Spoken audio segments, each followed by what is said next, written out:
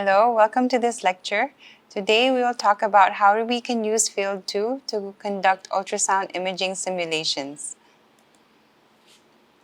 First, we'll discuss how you can make phantoms in Field 2. Now, these are numerical phantoms, and what Field 2 does is the phantoms are modeled as point scatterers. So each object that's to be imaged is represented as a collection of point scatterers. So if you have an object with small scatterers, it will appear as a diffuse Rayleigh scattering type object. And this is what each target is. Each target acts as a Rayleigh scatterer. And you can define a certain position of this target in space. So let's look again and review our transducer array schematic here. So here we have in the Z direction, we'll have the axial direction, wherein the beam is going away from the transducer. We also have the lateral direction where you're scanning from left to right, and the elevational direction, which is out of the ZX or the axial lateral plane. So we define a position of each target in each of these locations, and then we also define the amplitude or the strength of the scatterer. So it can either be positive if you have a hyper-echogenic scatterer, if you want to image a hyper-echoic region, or a negative value if you want to image a negative or a hypoechoic region. And the image simulations are similar. The first few steps are similar to what we had discussed in a previous lecture on Field 2. So the first step is you'd need to define a transducer type and create a transducer handle for that type. So we have discussed how we can create a handle for a circular piston single element transducer, how we can create a handle for a focused ultrasound linear array. Next step is to define the impulse response of your transducer, the electromechanical impulse. Then we define the excitation signal that's being sent to the transducer elements. Afterwards, we would define the scan locations wherein we'll be imaging each point target, and we would use a certain function to calculate echoes from those individual point targets. We'll first do an example where we're going to be computing an A-mode signal using a piston transducer. A-mode again stands for amplitude mode, and in this case we're going to develop a one-dimensional ultrasound echo signal using a single element piston transducer. So here we define what the transducer parameters are. We have an unfocused circular piston transducer with a 6 millimeter radius, a 1.25 megahertz center frequency, and a negative 6 dB bandwidth of 60%. So this is our bandwidth ratio. And we're going to be imaging targets that are located at axial depths of 3, 3.5, 4, and 4.5 centimeters. So first we would create our transducer handle here. We use the XDC piston function or command to and input the parameters of our transducer here. 6 millimeter radius. Again, the input parameters here are all in MKS units. So these are in terms of meters. And we're going to divide the element into subdivisions, our smaller mathematical subdivision elements. And this is of the order of 0.5 millimeters.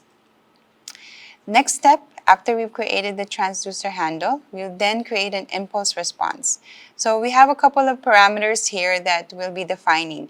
We define the sampling frequency as 100 megahertz, and this satisfies the Nyquist criterion. We define the center frequency here as 1.25 megahertz. Bandwidth relative will be our parameter in terms of the percentage, our bandwidth ratio. Bandwidth level or BW level corresponds to the negative 6 dB full width half maximum, from the peak. And then here we define our impulse response function right here using the Gauss pulse function in the signal processing toolbox of MATLAB. So afterwards, XDC impulse command is what we'll use to send the impulse response to the transducer. So here our inputs are the handle to the transducer as well as our impulse response signal right here. So these few steps here we've already discussed in the previous Field 2 lecture, so we'll move on forward. We'll then use XDC excitation to excite our transducer here. Afterwards, this is where we're going to define the positions of our point targets. So we had point targets located at 3, 3.5, 4, and 4.5 centimeters right here. So again, the way you would set the scatterer positions is looking into the vector. Each row corresponds to an XYZ coordinate, and then of that certain scatterer. And then you would set another row to be able to define the location of the next scatterer, and so forth. And in this case, we'll set that the point targets will have the same amplitude. So we'll just give it a 1 amplitude right here. So this is the purpose of the ones function. If you would like to scale the amplitudes to a certain amplitude level, then you can multiply this ones vector that we're creating here by a certain amplitude amount. Okay. The next step is to be able to calculate echoes from these set of point targets. We use the calcscat command right here, calcscat. So what we do here, the calcscat inputs would be the transducer. In this case, we're using the same transducer to transmit and receive. So the first input is the transmitter, and then the second input is the receiver. Then this third input will be the positions, the locations of all your point targets, as well as the amplitudes that you're giving each target. So what this calcscat command gives out is the echo signals at each location, as well as the start time. And this start time is important to orient exactly where in the signal your scatter echo will go. And afterwards, we typically compute the envelope of the signal to be able to map the brightness of the echo envelope. So what we use is the absolute value of the Hilbert transform. Afterwards, we can create our time axis vector right here. And then use the range equation to calculate the depth associated with each time. So if you remember, the range equation was the depth equals the speed of sound times the time that the echo arrives divided by 2. That factor of 2 again is because we're doing a pulse echo. So the sound will travel 2 times along that path. And so here, this is what we would use, and I had done here is that we converted the depth to be able in centimeter units. So note that 1540 meters per second is now converted to 1540 times 100, so that will be in centimeters per second right here. And after we create these time and depth vectors, we can plot our actual RF signal and the envelope as a function of depth. So that is what we're plotting right here. So here is the output. On the top, we have the RF echo, and you can see that the echo is now plotted as a function of amplitude, as a function of microseconds right here. And these are the times at which the 4 point targets can be visible in our A mode signal. Now, if you calculate the envelope here, we also plot the echo envelope according to the depth at which the target is located. So here now you can see a peak of that envelope at 3 centimeters, 3.5, 4 centimeters, and 4.5 centimeters, according to the point target locations that we had defined earlier. So this is how you can use Field 2 to develop an A mode signal. Now, if you want to create a B mode image of point targets, then we would do the following. Okay, now we would define our positions in 2 dimensions.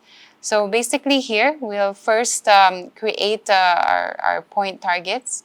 So here we'd like to simulate 3 point targets on axis, meaning along the on-axis beam at 4, 5, and 6 centimeter axial depths. So here is just a schematic of what it'll look like, our positions. So we're giving the locations of these scatterers at these locations here, going our field of view from 3 to 7 centimeters here. So the first scatterer will be located at 4, second at 5, and 6 centimeters here. So this is our axial direction. And it will be at a lateral location that is at the center of the beam, right here. So we're defining those positions here. The amplitudes, we'll set the amplitudes to have a value of 100 right here. So all points have the same amplitudes in this case. Now let's create a transducer. So we'll use a similar transducer, unfocused, circular single element piston transducer. This time we'll simulate a 6 millimeter radius with a 2 megahertz center frequency and a negative 6 dB bandwidth ratio of 70%. So you can see here again we're creating the handle for our piston, and we put the inputs according to our specifications of the transducer. Next step, similar as before, we're setting the impulse response here. We just changed the bandwidth ratio to 0.7. Center frequency now in this example is 2 megahertz right here. And the rest of the code is similar as before. So in this example, we'd like to excite the transducer with a 2-cycle sine wave, so a sine burst. So this is how we define our sine wave. We have the number of cycles here as 2. We're creating a time vector that will be able to plot the excitation pulse here. And this is where we're inputting into the sine function what the parameters will be to create our excitation pulse. And then we are using the command XDC excitation to be able to excite the transducer with our pulse. And in terms of beam mode imaging, using a single element transducer, right?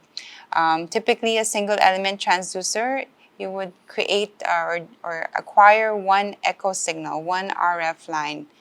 And what you will do to create a beam mode image is you would mechanically scan that single element transducer across your 2D region of interest. So to be able to simulate this mechanical scanning of the phantom, let's say we would like to scan along a -2 to 2 centimeter lateral direction with stepping through a range of these lateral directions and calculating the echo at each point. So the command that we will be using to calculate the echo at each point will be the command calcscat also. So this is how we code in MATLAB and how we would mechanically scan the phantom. The one thing here is that typically in an experiment with your single element transducer will be moving. But in a field 2 environment, what you would do is you would keep the beam stable at one location, and you are shifting the positions of these scatterers, right? So you can see in the code right here we've defined a parameter called shifted points, which simulates like that. Later you will find this type of coding is a little different for a linear array, but we'll go through that later. So again, we're keeping the location of the beam at one point, and then we're shifting these scatterer locations, right? So here we're scanning -2 to +2 centimeters laterally, and here we're defining the location of the beams that where you're scanning, and we'll be looping through those individual lateral locations. And here is where we're shifting our targets, and at each location we're calculating the echo from that location using the calcscat function, similar as before. And after you have gotten the echo signal from using the calcscat function, you would find that each echo line may have a different start time. And so there's a way to code such that you can align the echo lines in your image to have a common start time. So this is one such piece of code here where you can be able to do that. And it's dependent on your the start position that you had computed, the minimum start position that you had found, sampling frequency, and your RF data. So you can just use this patch of code to be able to compute that. And the rest Once you have all these scattering from each location, to create the image, you will compute the signal envelope right here using your Hilbert transform right here. And then you would typically display the in grayscale image on a dB scale.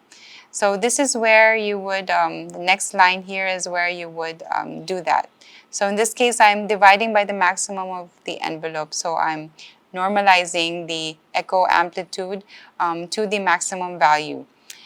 So we just apply our 20 log 10 here to be able to create it, create the image in log scale. And our next step is that typically a B mode image is as a function of location, right? So this z-axis values here is created based from our data using such that you'll be able to get the locations at each location in space in the z-axial axis right here. So this is using the range vector or the range equation, right? And the rest is just plotting your B mode image using the image SC function and plotting it within a 40 dB dynamic range right here. And so this is how the output looks like. You have your your 3 targets right here. One is located close to 4 centimeters, another one 5 and 6 centimeters. And I'm plotting according to 40 decibel dynamic range, which is what is typically being displayed in ultrasound scanners. Typically, you would display between 40 to 60 dB dynamic range. So here, the z-axis is our axial, and again, the x-axis is our lateral. So this is what we have. Now, if you want to simulate a B-mode image of a phantom with many, many scatterers, something that you will encounter when you're imaging actual tissue. A tissue has many scatterers, and much of them are approximated as Rayleigh scatterers. So we call this a diffuse phantom. Okay, we have a diffuse scattering objects that are represented by a random distribution of point targets in your particular region of interest. So this is what we would like to simulate, something that looks like this. You can imagine that there is a circular region here that is anechoic, like a cyst, for example. A cyst in a B-mode image is less echogenic or hypoechoic compared to the background medium, or the surrounding tissue. So here we'd like to give a higher amplitude of the surrounding tissue. Now, how do we create a diffuse phantom like a cyst? So what we would do here in our phantom, we would simulate, let's say, 1,000 scatters randomly distributed within this phantom here. We define our x, z, and our y coordinates right here. So the x and z coordinates are based on the plane that we will be imaging in, and the y, since it's elevational, we're just in this case assuming that the diffuse phantom is of the xz plane. That's why it's 0 right here. So we input these parameters in a vector that or a matrix where we'll have all the positions of the diffuse targets in our phantom. And the next, we also want to assign the amplitude for each of the targets.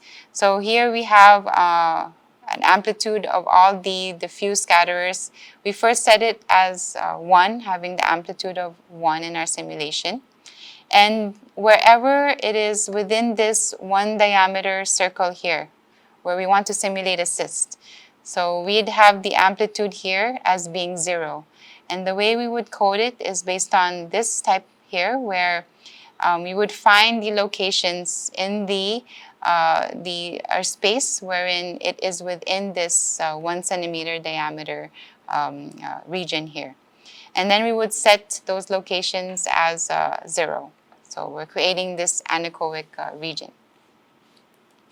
Now, after you have developed your diffuse phantom, now we're going to do some mechanical scanning here using our transducer.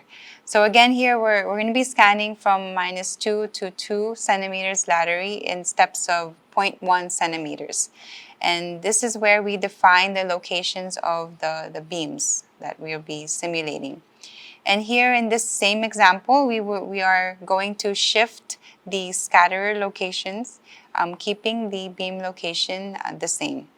In this way, we can simulate the mechanical scanning environment. Again, we use the calcscat function to get the echo lines from each point. And then we would, after we get the RF data, we would compute the signal envelope, display the grayscale image on decibel scale, and then use the range equation to compute the axial distance vector, or Z. So this is similar to the previous example with the 3-point targets. And this is what the output looks like. You have here your phantom, diffuse phantom, where the center of this cyst is around 6 centimeter axial depth. You're plotting it in 40 dB. You notice that you don't see the scatter from each point target, right?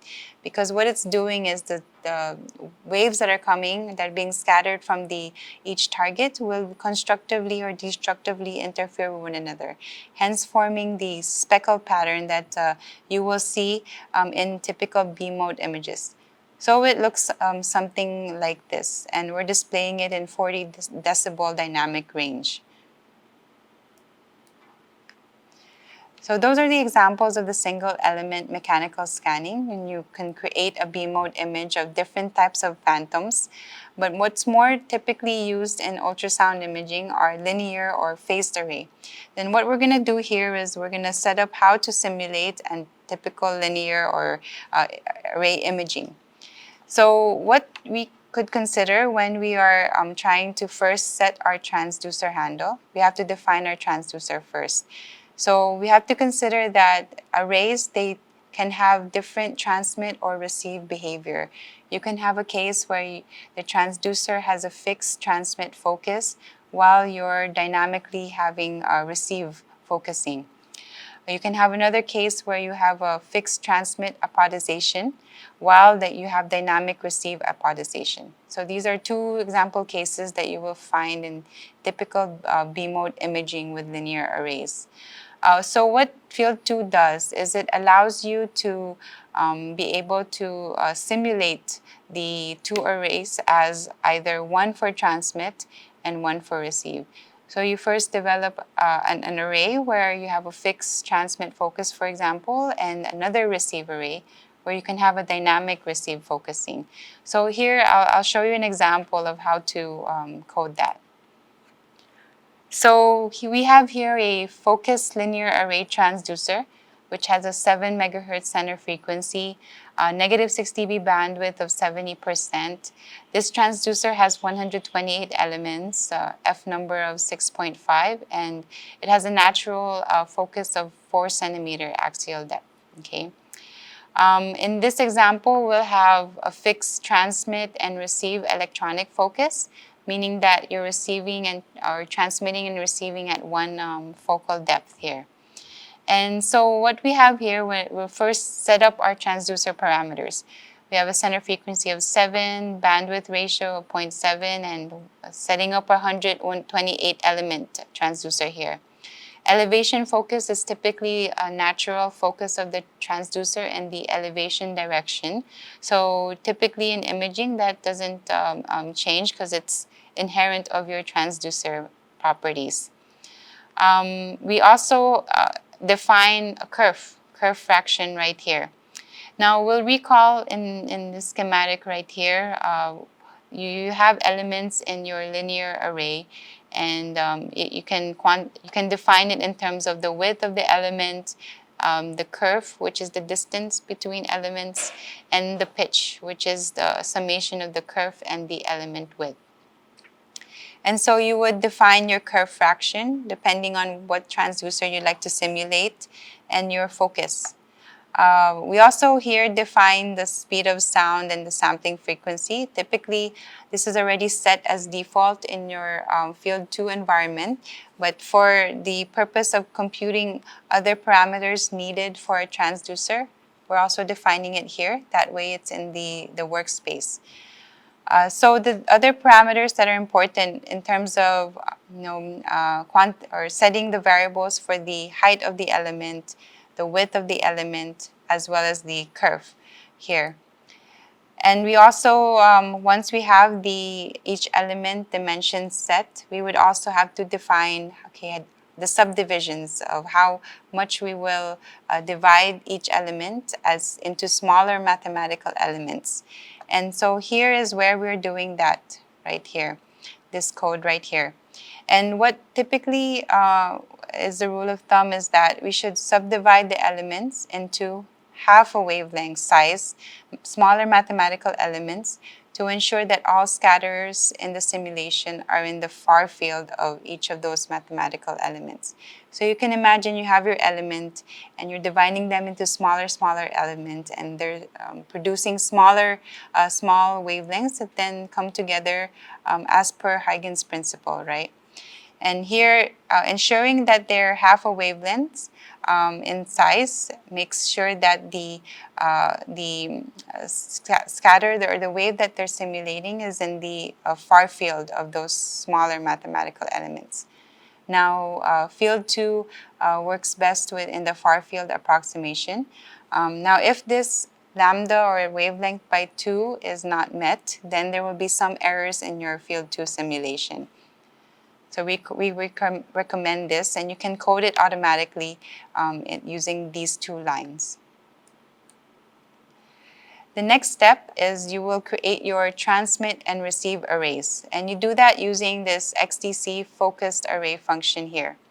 Now the inputs are the number of elements, the element width, height, and curve, which you had defined in the previous slide, the elevation focus, and the number of subdivisions of the smaller mathematical elements that you have here, as well as the focus.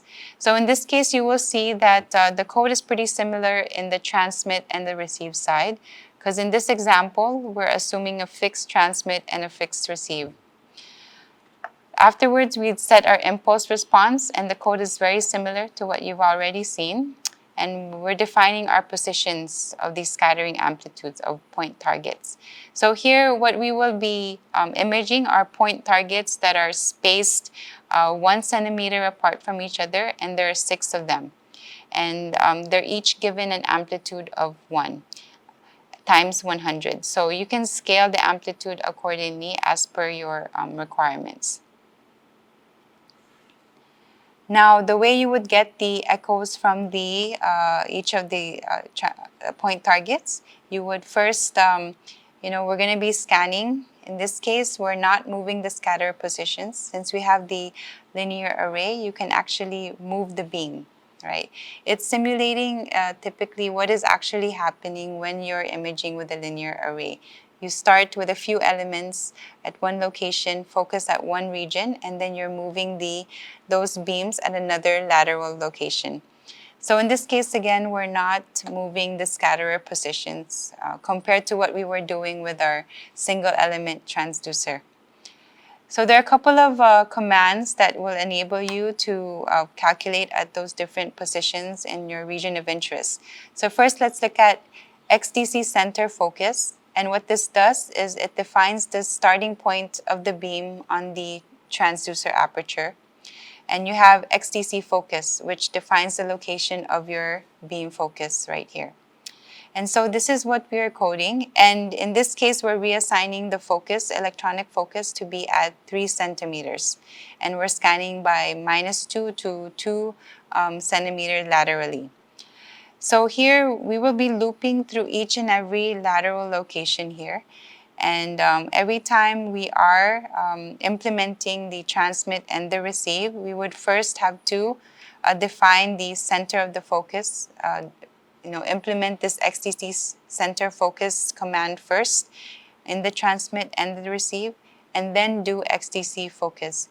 If you do XDC center focus first, or after XDC focus, then there will be an error in your code. So we want to make sure that it follows this sequence. Then afterwards, what you would do is you would use the calc command now to get the echoes from all locations of your imaging field.